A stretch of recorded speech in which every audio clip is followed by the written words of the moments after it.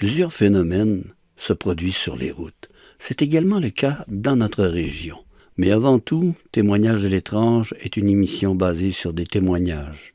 Plusieurs préfèrent garder leur anonymat, donc nous allons user de prénoms fictifs.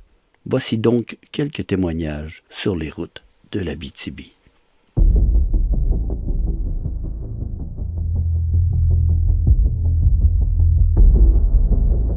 L'oncle de Samuel a été chauffeur de taxi à Val-d'Or à l'époque. Bien avant son décès, il a raconté une histoire qui a toujours intrigué. Un jour qu'il était stationné sur la 3e avenue à Val-d'Or, un client est entré par la portière arrière et s'est installé sur la banquette. Oncle Alfred a levé les yeux dans le rétroviseur et a remarqué que son passager avait la tête baissée et qu'il cachait son visage avec sa main. Il se souvient qu'il avait une veste bleue, et cela l'avait marqué car il faisait très froid et sa veste ne semblait pas être assez chaude pour l'hiver. « Je vous amène à quel endroit ?» demanda Alfred. L'homme semblait bafouiller, mais Alfred a eu l'impression de comprendre la motte. « Alors la motte » a-t-il répété pour confirmer. L'étranger a sorti un oui pas très clair. « Alors on va à la motte » précise Alfred qui n'a pas entendu de réticence. Il a décollé son taximètre et a démarré sa voiture.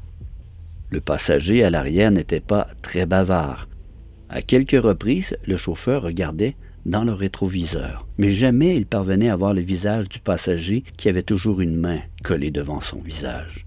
Néanmoins, il pouvait apercevoir que la veste de son passager semblait changer de couleur. Bleue au départ, elle était maintenant comme verte puis grise.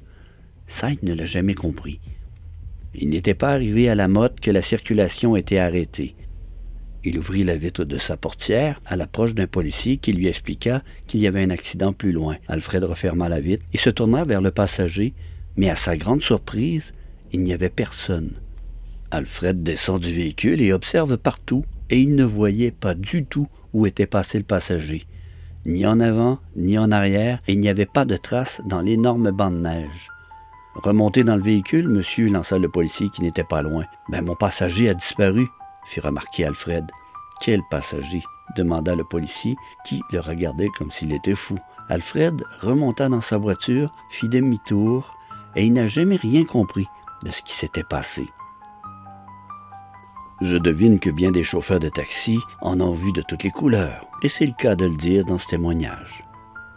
Des différents aspects de la légende de Saint-Christophe, c'est principalement l'image du porteur qui s'est imposée. Saint-Christophe est donc généralement représenté sous les traits d'un homme courbé sous le poids d'un enfant alors qu'il traverse un cours d'eau, parfois appuyé sur un bâton. Dans cette iconographie, Christophe est le soutien du Christ, celui qui accepte de mettre sa vie en péril pour accompagner et soutenir l'accomplissement d'un dessein supérieur. C'est cette représentation de l'abnégation et du dévouement qui a conduit à faire de Christophe le saint patron des voyageurs. Étant donné qu'on parle de route, je trouvais pertinent de savoir pourquoi certains ont la médaille de Saint-Christophe dans leur voiture. En voici un exemple. Rémi, qui a une petite médaille de Saint-Christophe sur son porte-clés, m'a raconté l'avoir aperçue. Du moins, ça y ressemblait. Alors qu'il prenait la route pour la mine Casa Berardi sur un chemin isolé, un soir, il a dû freiner car un homme vêtu d'un genre de linceul traversait le chemin. Il avait une barbe garnie et marchait avec un bâton. Ce qui a surpris Rémi, c'est que cet homme, qui était au milieu de nulle part, habillé comme un homme d'une autre époque, traversait le chemin tout bonnement sans même remarquer le véhicule. Il a disparu en forêt sans demander son reste. Rémi était un peu intrigué, mais il a toutefois repris sa route en ralentissant sa vitesse, de peur qu'un autre phénomène du genre lui apparaisse au visage. Au bout de quelques kilomètres, c'est un orignal qui traversait la route. C'est à ce moment que Rémi comprit le message. C'est comme si on l'avait fait le message de ralentir, car sans ce genre d'apparition, il aurait probablement frappé l'orignal qu'il a vu à la dernière seconde. Est-ce vraiment Saint-Christophe ou un ermite étrange qu'il a vu? Peu importe, selon lui, cet homme lui a probablement sauvé la vie. L'orignal était, semble-t-il, énorme. À la prochaine.